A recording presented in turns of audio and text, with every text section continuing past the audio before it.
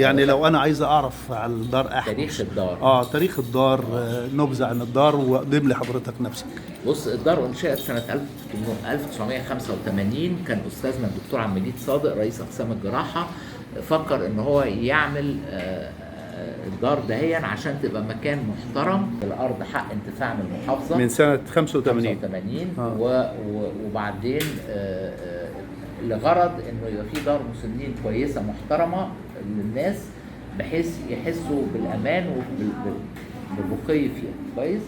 وبعدين الفلوس خلصت، بالرغم ان كان في نوادي من الروتري هو جاب الفلوس دي منها، لكن المبلغ قل. ففي الوقت ده في واحد اسمه احمس خليفه كان خريج مدرسه فيكتوريا وزميل للدفعه القويه جدا كان فيها الملك حسين والحاجات دي. وبعدين توفى في انجلترا حادثه، فزمايله كلهم قرروا انهم يعملوا دونيشن بس تبقى باسم احمس خليفه. ده سبب التسميه احمس خليفه. ده انا تخيلت ان احمس اسم فرعوني. لا يعني ملك احمس.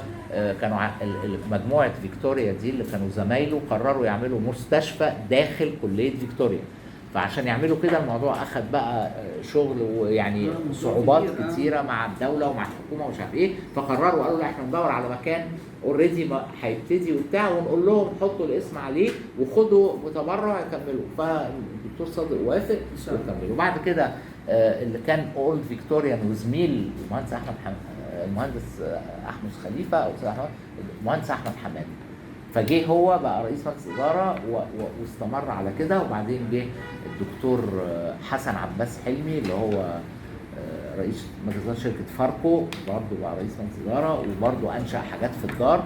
وبعدين رجع المهندس احمد حماده تاني رئيس مجلس اداره، زي مدام ساميه حتاته، وبرضه لها علاقه طبعا بكليه الطب والدكتور لطفي وكله. فدي المجموعه اللي انشات الدار كمؤسسه كانها تبع الشؤون، فبتنطبق علينا كل القوانين بتاعت الشؤون بما فيها الاسعار. الحمد لله الدار واخده كذا كاس من وزاره الشؤون الاجتماعيه. الوزيره غادة والي جت زارتنا هنا واعجبت جدا بالمكان وسالت على الاسعار وكل حاجه وكده وبس. 111 غرفه و36 جناح. واحنا ماشيين دلوقتي برضه هفرجكم على المطعم والمطبخ، لان تبقوا عارفين الاكل بيطلع منين. مهم جدا طبعا، لان احنا يعني ماشيين بالمواصفات بتاعه الصحيه والوقائيه والحاجات دي كلها بالملي يعني.